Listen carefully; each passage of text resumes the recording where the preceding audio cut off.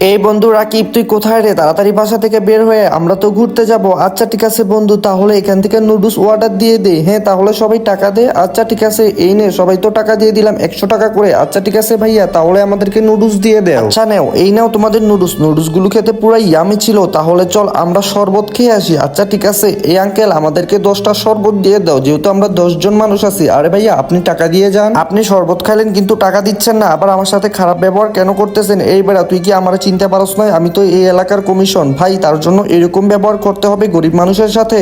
আচ্ছা এই নেন আপনার চাঁদা, আপনাকে দিয়ে দিলাম। আমার বাবাকে একদমই মারবেন না। আচ্ছা ঠিক আছে, তাহলে আমি অনেকগুলো টাকা তো পেয়ে গেছি, তাহলে আমি এখন চলে যাই। বন্ধুরা, তুমি তোমার মা বাবাকে মন থেকে ভালোবাসলে এই ভিডিওতে লাইক দিয়ে চ্যানেলটা সাবস্ক্রাইব করো। যারা মা বাবাকে মন থেকে ভালোবাসো তারাই শুধু লাইক সাবস্ক্রাইব করো। আচ্ছা বাবা, তোর কান্না করার দরকার নেই। একটি কথা সবসময় মাথায় রাখবি, ক্ষমতা আর টাকা পয়সা সবসময় সবার কাছে থাকে না। আরে আঙ্কেল, একদমই মন খারাপ করবেন না। ওই দুষ্ট লোকটা আপনার টাকা নিছে, তাতে কি হয়েছে? এই নেন, আমরা সবাই মিলে এই টাকাটা আপনাকে গিফট দিলাম।